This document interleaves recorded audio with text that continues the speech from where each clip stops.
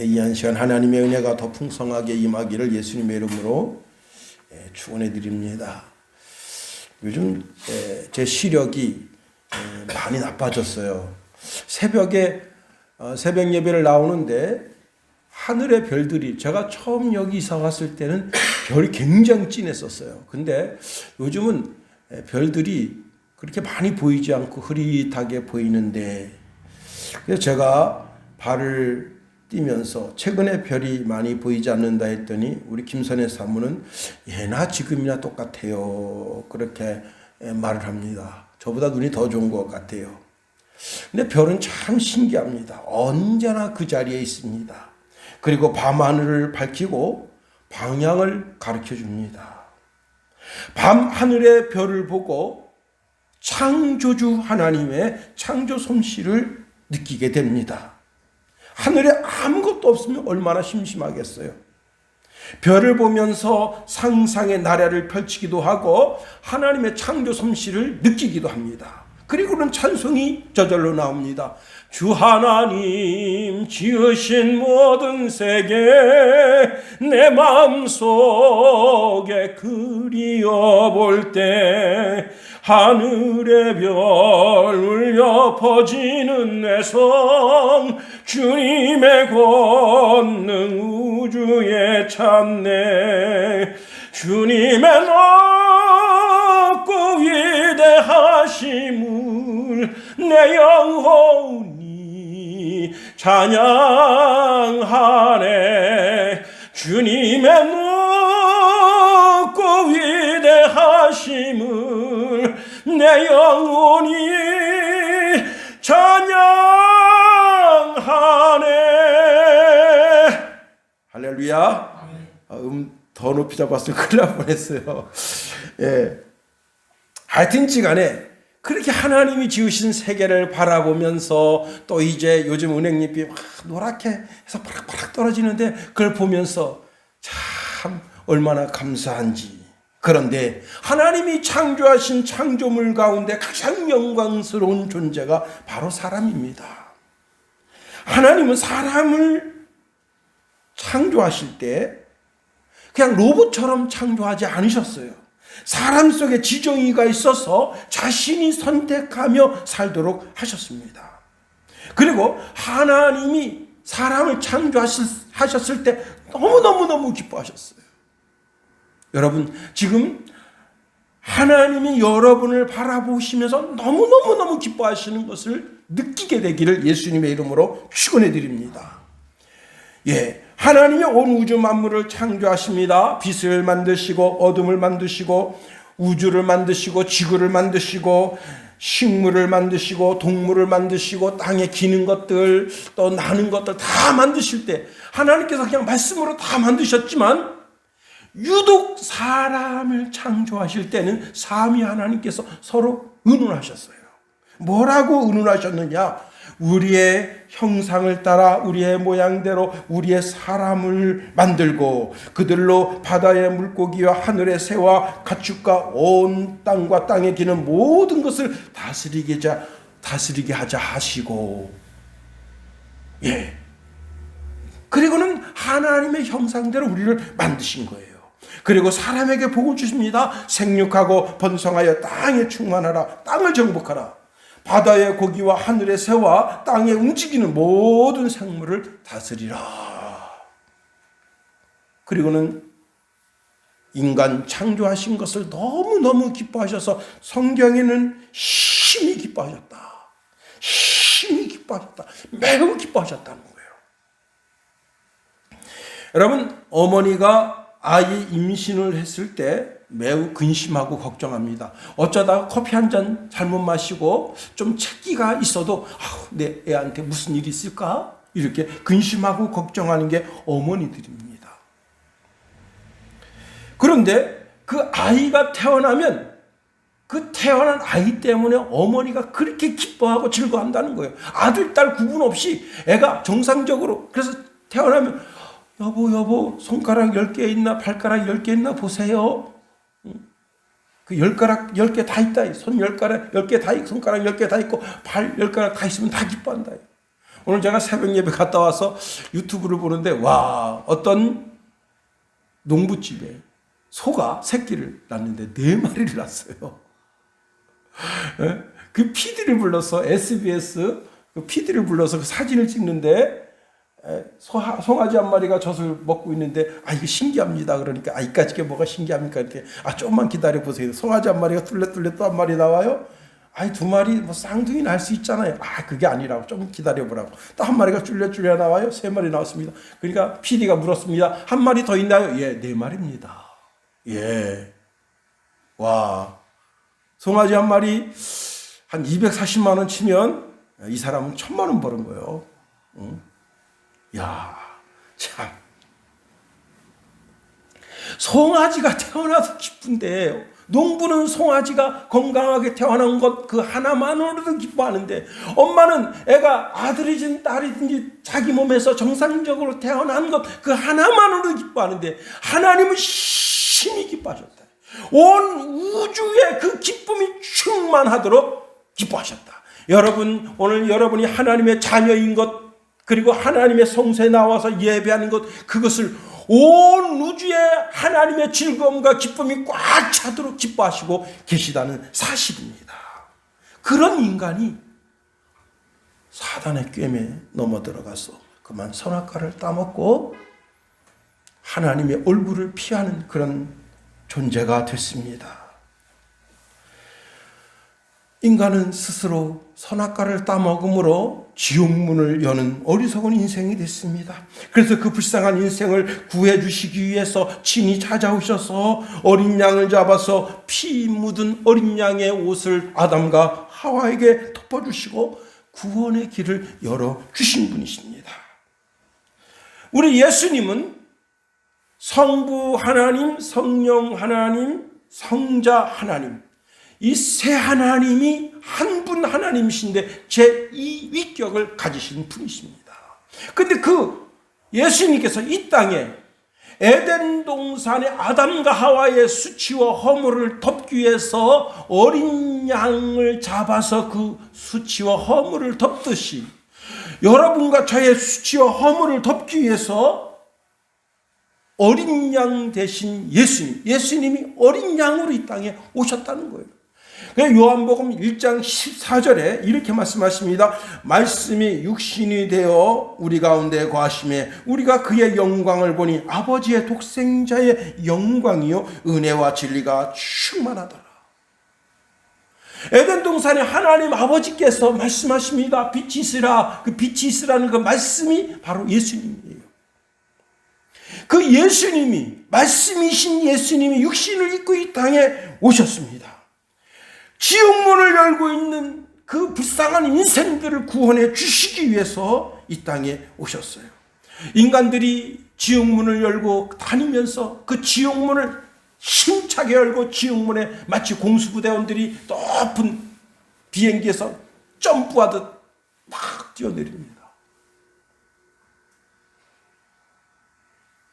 그들을 다 구원하시기 위해서 어린 양 되신 예수님 이 땅에 오셔서 누구든지 예수 그리스도의 보혈의 피가 내 죄를 씻는다. 그분이 나의 구원자이시다. 나의 메시아이시다 라고 하는 것을 믿기만 하면 다 구원해 주시도록 그렇게 만드셨습니다. 그래서 세례 요한은 예수님을 가리켜 보라 세상 죄를 지고 가는 하나님의 어린 양이다 말씀하셨습니다. 예수님께서 3년 반 동안 공생애를 사시는데 늘 십자가를 생각하십니다. 자, 그리고는 십자가를 지시기 위해서 예루살렘을 향하여 올라가십니다. 예루살렘 당국자들에게 잡혀서 인간으로서는 도저히 그 몸으로 참아낼 수 없는 고통, 고난을 겪게 됩니다. 제가 어제 저녁에 그 네덜란드가 어떻게 해방되었는가에 관한 영화를 봤어요. 거기 한 의사 아들이 독일군 차가 자기 그 카메라를 밟고 지나가니까 화가 나서 돌을 탁 던졌는데 유리창이 굉장히 약해. 유리창이 깨지면서 그 돌이 들어가서 운전사가 딱 맞으니까 운전사가 당황해가지고 독일군들이 지나가는 데를 핸들을 틀어서 독일군 3명이 죽었습니다. 결국은 이 의사 아들이 나중에 붙잡혀 들어가서 자기와 함께하고 있는 독립군이죠. 독립군 명단을 불었는데 5명을 불었어요. 그리고 다 총살시켜버렸습니다. 근데 그 의사 아들, 그 아들을 손톱을 뽑아가면서 거기다 전기로다가 막 지져대니까 1시간은 의기양양해서 버텼어요. 그런데 1시간이 지나니까 인간 의지가 무너지고요. 그래서 자기 동료 5명 이름을 다 부른 거예요. 독립군.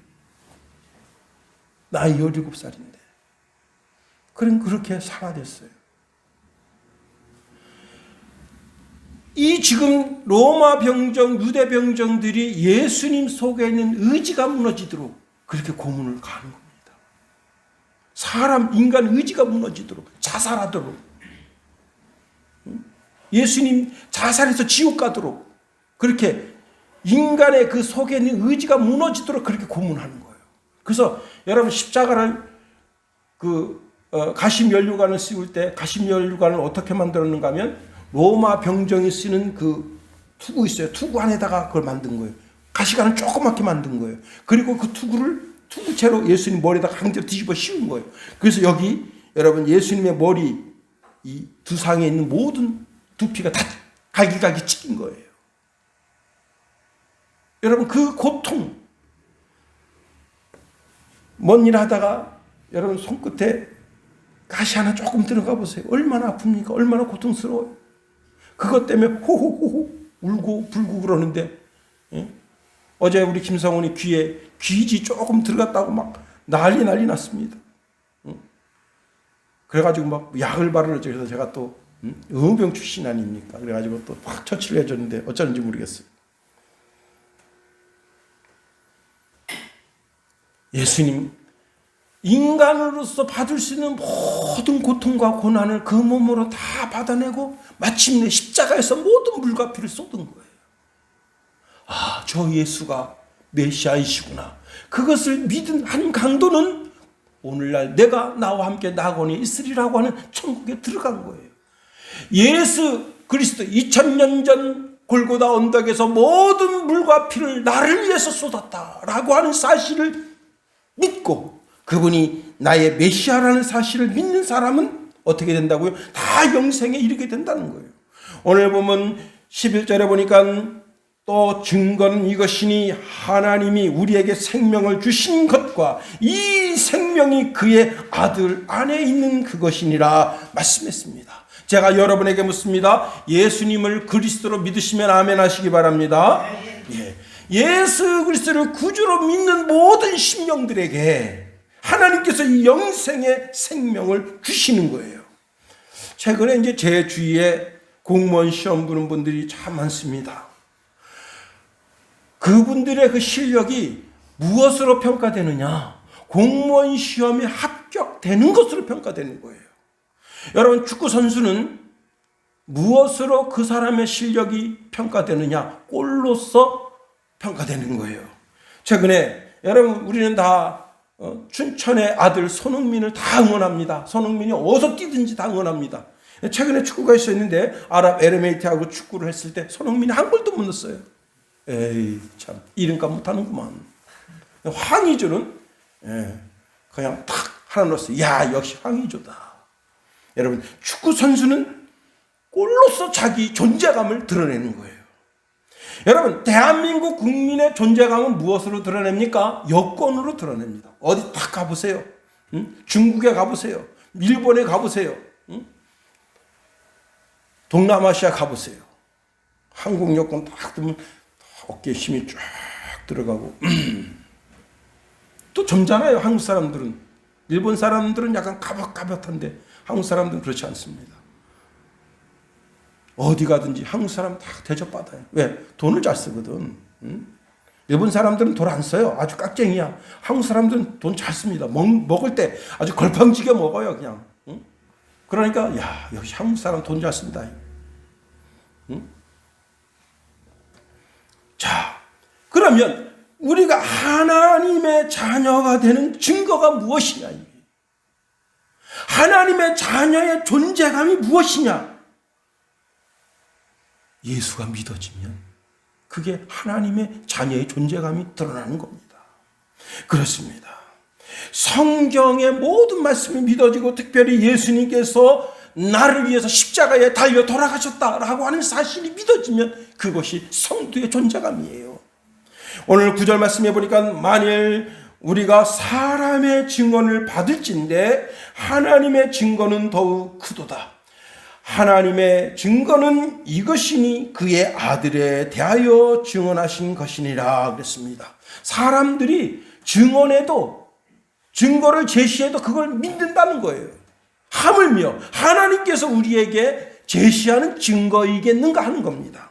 그러면 우리가 구원받고 영생 받았다고 하는 것을 누가 증언하느냐? 성령 하나님께서 증언하신다 말씀하십니다.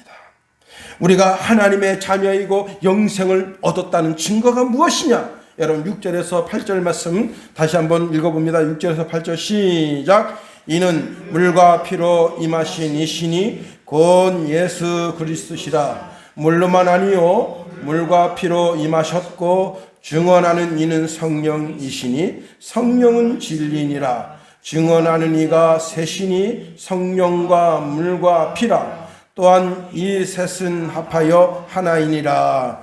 여기 증언이라고 하는 단어는요, 법적인 용어로서 진실만을 말하겠습니다 라고 그 법정에 있는 판사, 검사, 검찰 모든 사람들 앞에 손을 들고 증인성서를 하고 하는 말이에요. 그리고 여기 이 증언이라고 하는 말은 그가 한 모든 말은 공식적으로 진실이다 라고 하는 그 뭐라 그러죠? 인정이 된다는 거예요. 그 사람이 하는 모든 말은 공식적으로 이 사람이 하는 말은 공식적으로 다 진실이다라고 하는 인정함이 그 속에 있다는 거예요.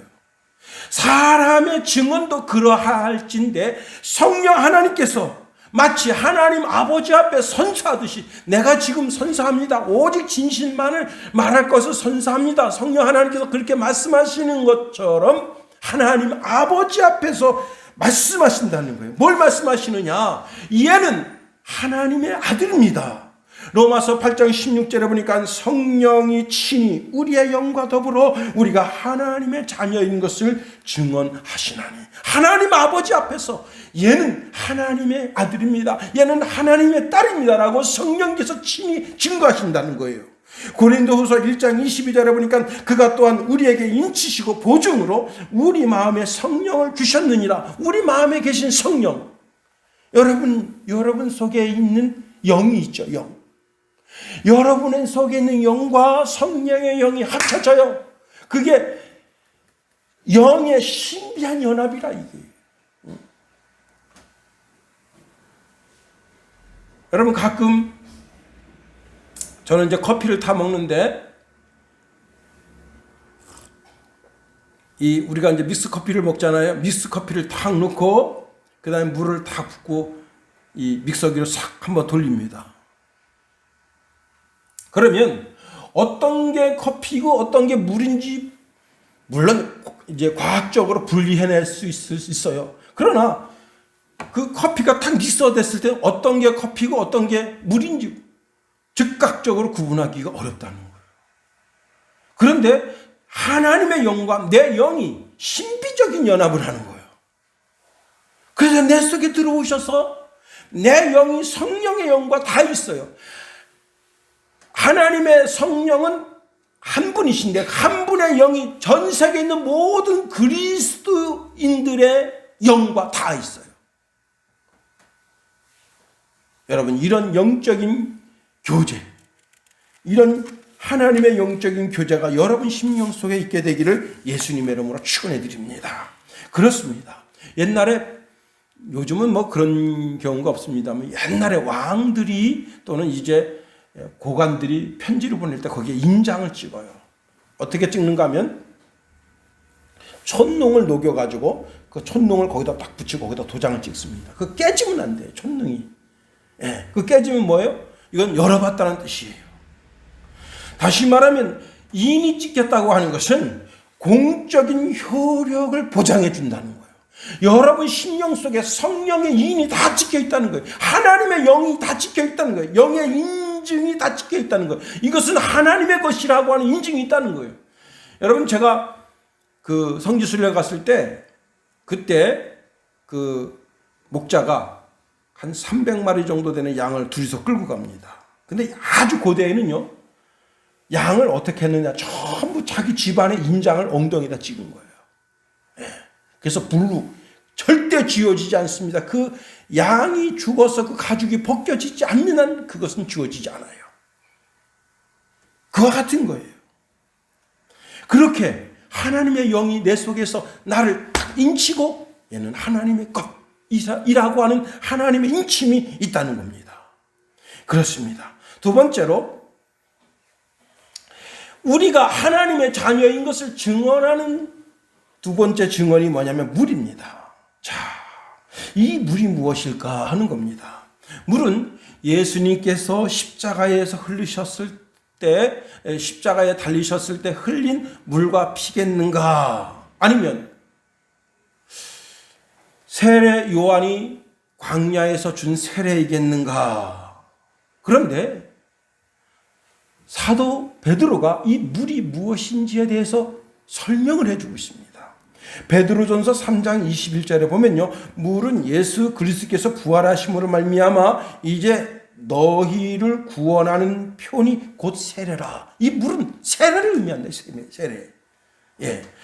육체의 더러운 것을 제하여 버림이 아니요 하나님을 향한 선한 양심의 강군이라. 여러분, 세례라고 하는 것이 뭐냐? 그것이 나는 하나님의 백성이 되었습니다 라고 하는 나 자신의 신앙 고백과 같은 거라는 사실입니다. 여러분, 이 세례받고 하나님의 백성이 되는 것은 제 20대 대통령이 되는 것보다 더 귀하고 더 아름다운 것이에요. 대통령은 5년 지나면 내려와야 돼요. 그리고 5년 지나고 난 다음에 그 5년 임기 동안에 그 밑에 있는 장관들이, 차관들이, 공무원들이 잘못한 모든 죄를 그 장관이 뒤집어 쓰고 차관들이 뒤집어 쓰고 나중에 대통령이 뒤집어 쓰고 어떻게 되는 거예요? 박근혜처럼 교도소 가는 거예요. 그 죄가 태산을 넘는다, 이게. 그러나 우리가 예수 믿고 하나님의 자녀가 된 것은 복 중에 복이고, 우리가 세례받고 예수 믿어서 하나님의 자녀된 그 복은 하나님이 인쳐주시는 복이다. 마가복음 16장 16절에 보니까 믿고 세례를 받는 사람은 구원을 얻은 것이라 했습니다. 세례받는 사람은 그 이름이 하나님의 생명책에 기록된다는 거예요. 여러분, 우리가 태어나면 어디다가 기록하죠? 동사무소에 가서, 또 면사무소에 가서 여러분의 이름을 거기에 기록합니다. 몇 월 며칠 날 어느 병원에서 태어났습니다. 신고하면 거기 면석이가 그걸 딱 등록해주고 등록증 넘버를 부여해 줍니다. 태어났다는 거예요. 세례받으면 하나님의 백성으로 태어납니다. 태어나면 그 이름이 하나님의 생명록에 기록되는 거예요. 그렇습니다. 여러분, 요한계시록 20장 15절에 보면요, 누구든지 생명책에 기록되지 못한 자는 불못에 던져지리라 그랬어요. 생명록에 기록됐다고 하는 것이 이렇게 엄청난 축복과 은혜가 그 속에 있는 겁니다. 그렇습니다. 말라기 3장 16절 하반절에 보면요, 그 이름을 존중히 여기는 자를 위하여 여호와 앞에 있는 기념책에 기록하셨느니라. 여러분의 이름이 하나님 앞에 있는 생명록 책에 그 이름이 기록되어져 있다. 여러분, 누가복음 10장은 70명의 제자들이 전도한 그런 기록이 나와 있습니다. 예수님께서 급조된 전도팀을 각 동네마다 보내십니다. 2명씩 짝지어서 보내는데 두 명씩 가서 전도하면서 여러분 회개하세요. 하나님의 나라가 가까웠습니다. 근데 그 중에 귀신 들린 사람이 있습니다. 그럼 예수 이름으로 귀신을 내쫓은 거예요. 내가 나사렛 예수 이름으로 명하노니 귀신아 떠나가라 하니까 귀신이 떠나간 거예요. 그러니까 제자들이 너무 신나죠. 재미있죠. 자, 그래서 이제 그 전도를 마치고 예수님께 돌아왔습니다. 그리고 예수님께 보고를 합니다. 예수님, 우리가 예수님 이름으로 귀신도 내쫓았더니 우리한테 항복했습니다. 그때 예수님이 이렇게 말씀하십니다. 사탄이 하늘로부터 번개같이 떨어지는 것을 내가 보았노라. 내가 너희에게 뱀과 정갈을 밟으며 원수의 모든 능력을 제어할 권능을 주었으니 너희를 해칠 자가 결코 없으리라. 그러나 귀신들이 너희에게 항복하는 것을 기뻐하지 말고 너희 이름이 하늘에 기록된 것으로 기뻐하라 하시니라. 여러분, 제자들의 이름이 하나님의 생명록에 기록되어졌다는 거예요. 예수를 믿는 모든 하나님의 사람들이 그 이름이 하나님의 생명록에 기록되었다는 거예요. 여러분, 이렇게 세례가 중요합니다. 세례라고 하는 것은 새로 태어났다는 것을 자기 자신이 선언하는 거예요.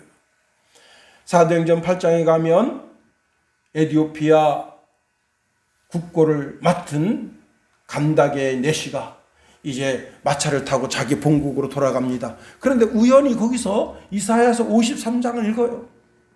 그때 하나님께서 이제 빌립 집사를 그 광야로 내보내셨는데 우연히 만나게 됩니다. 근데 거기서 이사야서 53장을 읽으니까 빌립 집사가 물어봤습니다. 그 읽는 것을 이해하고나 계십니까? 그랬더니 이 내시가 물어요. 이 사람이 누굽니까? 이 고난받는 이 사람이 누굽니까? 남니까? 누굽니까? 그럴 때 그 빌립 집사가 그 마차를 같이 타고 가면서 쭉 설명을 해줬어요. 복음에 대해서. 그랬더니 이 내시가 물 있는 곳에 딱 당도에 대해서 내가 그 예수를 믿는데 혹시 세례 받는 것이 꺼리낌이 됩니까? 이렇게 한 거예요. 왜 그런가 하면 이 내시는 성경을 알고 있는 사람이에요. 뭐냐면 구약 성경에 보면 불알이 없는 사람은 하나님의 총에 들어올 수 없다 그렇게 돼 있어요. 자기는 불알이 없잖아, 내시니까. 그래서 그렇게 물은 거예요. 그때 아니라. 그리고 물가에 내려가서 세례를 준 겁니다. 그 이름이 하나님의 생명록에 기록되어져 있는 겁니다. 세 번째로 구원을 받은 증거가 무엇이냐? 피다, 이 피. 우리 성경에는 그냥 피라고 되어 있지만은 킹제임스 버전에 보면 바로 그 피라 그렇게 되어 있어요. 바로 예수 그리스도의 피인 것입니다. 우리가 날마다 하나님과 동행하며 산다고 하지만은 시시때때로는 우리가 세상으로 눈을 돌릴 때가 많습니다. 세상의 죄의 유혹에 빠져서 죄의 유혹을 탐닉할 때가 많아요.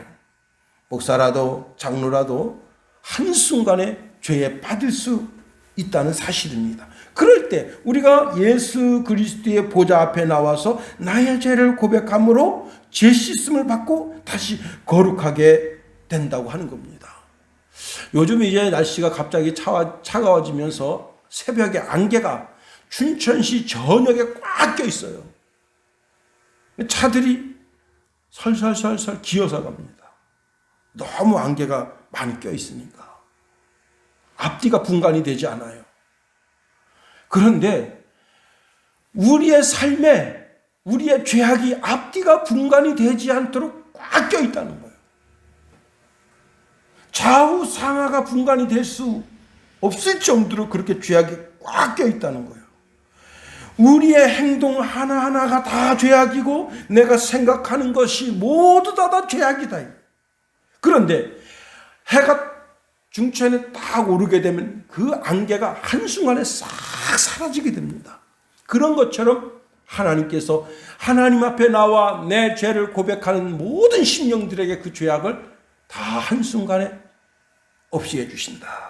이사야서 44장 22절을 보니까 내가 내 허물을 빽빽한 구름같이 내 죄를 안개같이 없이 하였으니 너는 내게로 돌아오라. 내가 너를 구속하였음이라 말씀하십니다. 이사야서 43장 25절에도 보면 나 곧 나는 나를 위하여 내 허물을 도말하는 자니 내 죄를 기억하지 아니하리라 말씀하십니다. 어떤 목사님이 청년 때 좀 못된 짓을 많이 저질렀어요. 그래서 그 죄가 늘 자기를 괴롭힙니다. 강대상에 엎드려서 하나님 앞에 기도합니다. 하나님, 제가 그 청년 때 지은 못된 죄가 저를 괴롭힙니다. 하나님, 어떻게 하면 좋을까요? 어떻게 하면 좋을까요? 그래서 늘 그 기도를 드리는데 어느 날 이야기를 들으니 어떤 권사님이 기도할 때마다 예수님과 대화를 나눈대요. 그래서 이 목사님이 그 권사님을 찾아갔어요. 권사님, 오늘 저녁에 혹시 기도하시면서 예수님을 만나거들랑 어디 김땡땡 목사 청년 때 그 죄 때문에 참 계속 괴로워하는데 그 죄를 다 용서해 주셨나요? 한번 물어봐 주실 수 있겠습니까? 그랬더니 그러겠다고. 그리고 이제 그 이튿날 됐습니다. 그 권사님 찾아갔습니다. 권사님 어제 혹시 기도하시면서 제가 어제 부탁한 거 물어보셨습니까? 그랬더니 예수님께서 목사님의 과거에 지은 모든 죄를 다 용서하시고 하나도 기억나는 게 없다고 그렇게 말씀하셨습니다. 그렇게 이야기했다는 거예요. 근데 그 목사님이 그 목사님이 성경을 안 들여다보는 목사님인가 그런 생각을 하게 됐습니다. 히브리서 10장 17절에 보면요. 또 그들의 죄와 그들의 불법을 내가 다시 기억하지 아니하리라 하셨다 했어요. 이사야서 43장 25절에 보면 내 죄를 기억하지 아니하겠다고 말씀하셨어요. 하나님은 지울 때 싹 지워버리셔요. 다시는 기억지 않으십니다. 혹 나는 내가 과거에 지은 죄가 생각이 나서 그것을 자꾸 교회당 와서 그 죄를 꺼내놓고 하나님 그때 죄 용서해 주세요. 그때 죄 용서해 주세요. 자꾸 되뇌이지만 하나님은 이미 다 용서해 주신 거예요. 예수의 피로 깨끗하게 다 씻어 주신 거예요. 최근에 이제 쌍방울이 이재명 씨 돈을 세탁한 혐의가 있다. 그래가지고 이재명 씨 그 재판 비용을 대납한 그런 기록이 지금 조사되고 있잖아요. 그러니까 검찰 조사가 임박했다라고 하는 이야기가 들리니까 컴퓨터 모든 하드디스크 다 빼가지고 다 망치를 다 때려부셨대요. 근데 여러분, 돈이 오고 간 것은 하드디스크로만 돈이 오고 가는 게 아니에요. 은행에 돈이 이렇게 옮겨간 게 자료가 다 남아있어요. 그걸 모르는 거야. 그러니까 하드디스크 때려부시면 다 되는 줄 알아요. 여러분, 이 세상에 우리의 족적은 다 남아있습니다. 사람의 행위는 지워지지 않아요. 내가 과거에 지은 죄, 모든 사람들이 다 기억하고 있어요. 이재명 씨가 지은 죄, 윤석열이가 지은 죄, 문재인이가 지은 죄, 다 모든 사람들 다 머릿속에서 다 뻔히 보는 앞에서 지은 죄예요. 그걸 어떻게, 그 모든 사람들을 다 그 맨인 블럭에 보면 빛을 딱 보면 다 지워지잖아요. 그렇게 지울 수 있는 게 아니에요. 오직 하나님만이 우리의 모든 죄가를 다 용서해 주신다. 전영록 씨가 부른 노래 중에 사랑은 연필로 쓰세요라는 그런 노래가 있습니다. 꿈으로 가득 찬 설레이는 이 가슴에 사랑을 쓰려거든 연필을 쓰세요. 사랑을 쓰다가 틀리면 지우개로 깨끗이 지워야 하니까. 여러분, 사람의 족적은 그 무엇으로도 지울 수 없어요. 지워지지도 않아. 자기가 살아온 삶이기 때문에 반드시 그 대가를 치러야 됩니다. 그러나 우리가 하나님과 나 앞에 있는 죄악, 내가 사람 앞에 지은 그 죄악, 그 죄 때문에 내가 지옥에 갈 수밖에 없는 형벌이 따르는데 그 죄를 하나님 앞에 놓고 토설할 때 그 죄를 다 지워주신다. 그렇습니다. 주님은 기억지 아니하신다. 우리 드리는 찬송가 중에 너의 죄 사해 주사 기억 아니하시네, 너의 죄 사해 주사 기억 아니하시네, 불쌍한 사람들아 오라 하시네.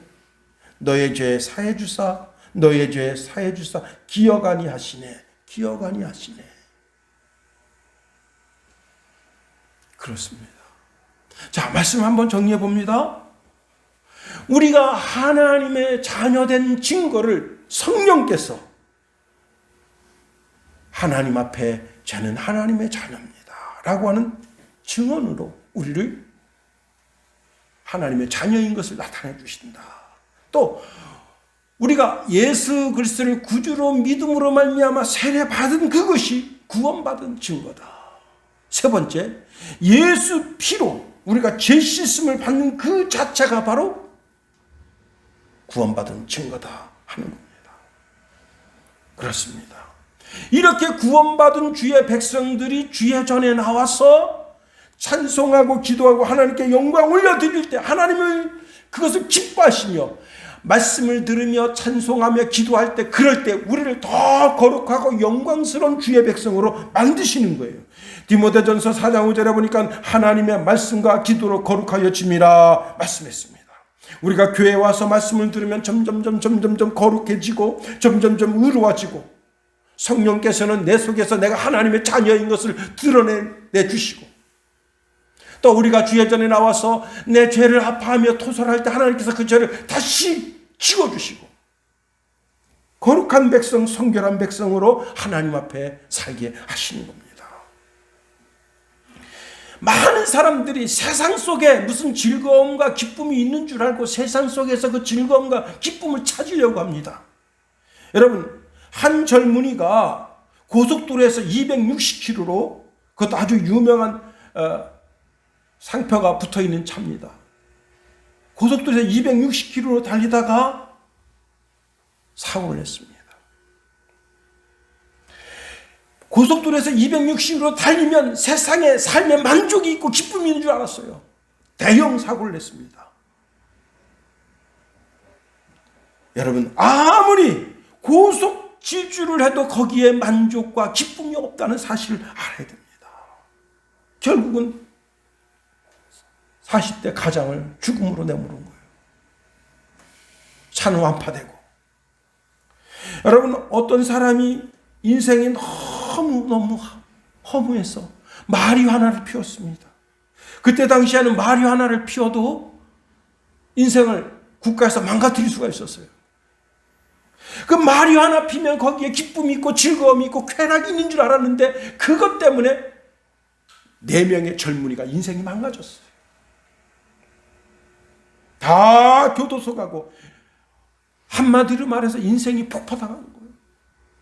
다시 일어설 수 없게 국가에서 아주 짓이겨버린 거예요.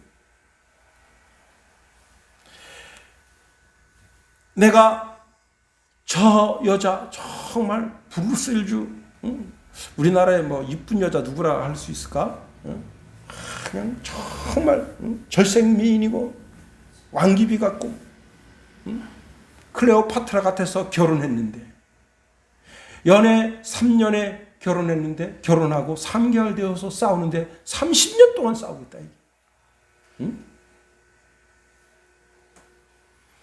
그래서 내가 한마디 조언을 좀 했어요. 아니, 아내를 귀하게 여겨라. 근데 귀하게 여길 때가 한 군데도 없대요. 그래서 귀하게 여기려고 해서 여겨지는 게 아니라 귀하게 여기라고 했기 때문에 여겨라. 여러분, 세상에 만족감을 주고 즐거움을 주고 기쁨을 주는 것은 아무것도 없어요. 세상은 허무 그 자체입니다. 여러분, 이재명 씨가 대통령의 후보가 되고 온 민주당원들이 다 기뻐하고 즐거워했지만, 여러분, 대통령 후보가 된 그 순간서부터 그 사람이 지금 추락의 나락으로 떨어지고 있어요. 대통령 후보가 되면 즐겁고 기쁘고 영광스러울 줄 알았는데 그것이 자기 인생의 큰 짐이 되고 그것 때문에 교도소 간다. 여러분, 점점 그 지지가 떨어지고 있잖아요. 미국의 한 젊은이가 피자 사러 갔다가 얼마에 당첨됐느냐? 5천억 돈벌어요. 5천억. 우리나라 돈으로 5천억입니다. 뉴욕 한 작은 피자 가게에서 피자 사러 갔던 손님이 그 복권을 긁었는데 사상 최고액인 5,100억 원에 당첨이 됐대요. 야, 이게 메가 밀러니엄 복권이라고 하는 건데 여러분도 한번 혹시나 하고 한번 사보세요. 제가 어제 토요일 날 이제 국민은행 갔는데 젊은 연인이 들어오더라고, 국민은행으로. 그러더니 오빠 그 돈 찾아서 오빠 10,000원 나 10,000원 해가지고 누가 당첨되든지 당첨되는 사람이 그 반씩 놀아주기를 하는 거야 그러더라고. 내가 증인 하나 세우면 좋은데 내가 그러고 말았어요. 증인 있잖아, 증인한테는 10분의 1씩 떼어줘야 돼요. 증인 하나 세우면 좋은데 그러니까 쳐다보고 가더라고. 여러분, 복권의 저주라는 게 있잖아요. 미국의 한 부부가 22억에 당첨됐어요. 22억도 큰 돈입니다. 자, 22억을 당첨됐는데 당첨금을 찾아온 게 아니에요. 당첨만 됐어. 그 복권을 자기가 쥐고 있어. 근데 그때부터 부부가 싸움을 하기 시작했습니다. 자꾸 아내가 그 돈을 타면 말이야 내가 뭘 할 건데. 그러니까 돈을 쭉 계산해 보니까 자기 남편이 자기보다 더 많이 가지고 나가서 그래서 아내를 말씨름하다가 폭행됐어요. 폭행되다가 이혼 분쟁이 됐습니다. 또 말씨름하게 돼서 그러니까 이번엔 남편이 가져가서 권총을 빵 쏴 죽여버리고 자기 빵 쏴 죽어버렸어. 차라리 복권에 당첨 안 됐더라면 여러분, 돈이 즐거움을 주고 기쁨을 주고 영광을 주는 줄 착각하지만 아닙니다. 차라리 돈이 없었더라면 그 부부가 세상에 참된 만족이 세상 속 그 어느 곳에 있을 것이라고 생각하면 큰 오산이에요. 여러분, 돈이 있어야 좋겠다고 하는 목마름, 그 목마름을 느끼는 게 좋은 거지. 돈이 왕창 많아 보세요. 어느 국회의원 자식처럼 비싼 자동차 사가지고 차 끌고 가다가 사고 내서 경찰관 뺨 때리고 구속되고 그 아버지는 얼마나 억장이 무너지겠어요. 그렇습니다. 여러분, 인생의 최고 행복은 오직 예수께 있다. 오직 예수께. 내 인생의 목마름을 해결해 주실 분은 오직 예수께 있다는 사실을 알아야 돼요. 자녀가 잘 돼 보세요. 잘 될 때는 기쁘죠. 한 10년 지나서 해고돼 보세요. 우리 아들 해고됐구만. 그 인생의 큰 짐이 되는 거예요. 그러나 예수 믿는 사람 해고됐어? 다시 시작하지 뭐. 하나님 좀 싫어하시는가 보다. 다시 시작하죠. 인생의 여유와 배짱을 가지고 한 택시하는 집사님이 교회 안수 집사님인데 그만 회사에서 해고를 당했어요. 너무너무 괴로워합니다. 안 나오던 새벽 예배를 나오니까 목사님이 근심이 돼서 그 집사님 불렀어요. 아니, 요즘 안 나오던 새벽 예배를 나오는데 어떻게 됐습니까? 했더니 목사님, 제가 해고당했습니다. 그래요? 뭐 하시려고요? 조그만 사업을 좀 해보려고. 그 사업 한두 달 있다 해도 괜찮으니까 우리 한번 내 미래를 놓고 내가 무엇을 하는 게 하나님 가장 기뻐하시는 것일까 한번 놓고 한두 달 있다 해도 되니까 기도를 먼저 해봅시다. 그래서 그분이 자기 스스로, 다른 사람들은 작정 안 했지만 40일 작정하고 새벽 예배를 자기가 드리면서 하나님 앞에 자기 미래에 대한 비전의 목표가 분명해지게 됐다는 거예요. 그렇습니다. 여러분, 인생이 아무리 화려해도 부활하신 주님을 만나지 못한 인생은 가장 비참한 거예요. 그 성령이 그 심령 가운데 너는 이 사람은 하나님의 사람이다 라고 하는 인침이 없는 사람은 불행한 거예요. 자기가 죄를 짓고 그 죄에 대한 고통과 고난 속에 있을 때 그 죄를 씻는 씻음이 없는 사람은 불행한 이모당이라고 하는 사람은 유명한 철학자고 아주 무신론자의 대표적인 그런 사람입니다. 근데 그가 이제 회개하고 하나님께로 돌아와서 이런 글을 고백했다고 하네요. 하나님을 떠나서 이성을 따라 허우적거리면서 산 인생은 마치 부모를 떠난 고아와 같다. 나는 이제 고아와 같은 생을 여기서 멈추려 한다. 즉 하나님이 떴으니 모든 촛불, 다시 말하면 이성의 촛불을 꺼라. 예수를 만나는 것이 인생의 최고의 기쁨이고 인생의 최고의 카타르시스, 만족감이 거기 있는 겁니다. 기도하겠습니다. 하나님 감사합니다. 예수님을 구주로 영접하고 그로 인하여 구원받고 성령이 내 속에서 내 주에 계셔서 내가 하나님의 자녀인 것을 드러내고 세례를 통해서 내가 하나님의 자녀인 것을 드러내고 내가 예수 그리스도의 보혈로 내 죄악을 씻음으로 하나님의 자녀인 것이 드러났어. 참된 영혼의 만족감 가운데 사는 복된 인생 되기를 다짐하고 결심하는 사랑하는 성도들 위해 주님 함께 하시며 인도하소서. 예수님의 이름으로 감사하며 기도하옵나이다. 아멘.